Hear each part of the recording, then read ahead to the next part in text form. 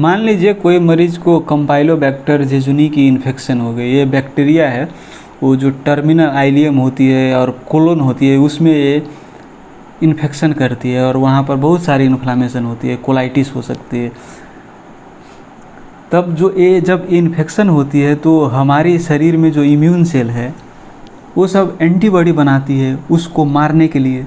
तो ये एंटीबॉडी जो बनती है उसको मारने के लिए, वो एंटीबॉडी तो केवल वहीं पर तो लिमिट नहीं रहेगी, वो तो ब्लड में सर्कुलेट करेगी और वो सर्कुलेट करके मान लीजिए वो चली गई आपकी पेरिफेरल नर्व्स में, जो स्पाइनल कोड से जो नर्व सब निकलता है वहाँ पर चली गई, या फिर जो ब्रेन स्टेम से जो क्रेनियल नर्व सब निकलता है वहाँ पर चली गई।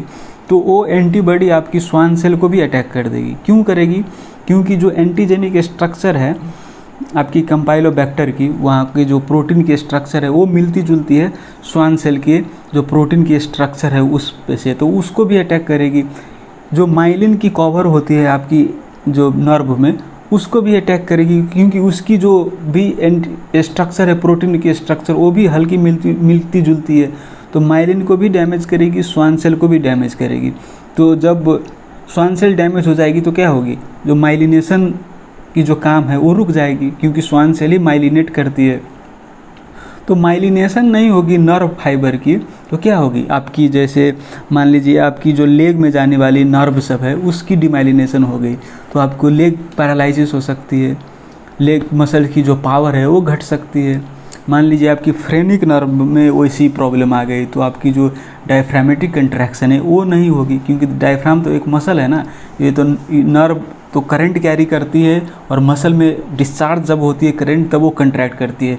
अब ये करंटें नहीं कैरी करेगी, एकदम स्लो कैरी करेगी, क्योंकि इसकी जो माइलिन शीथ होती है वो क्या करती है? फास्ट कंडक्शन करती है ना। अब ये करंटें नहीं अच्छे से जा रही है तो कंट्रैक्शन नहीं होगी, तो डायफ्रामेटिक कंट्रैक्शन नहीं हो सकती है। आपकी लेग की जो मसल है उसकी कंट्रैक्शन नहीं होगी, तो इसलिए पैरालिसिस हो सकती है।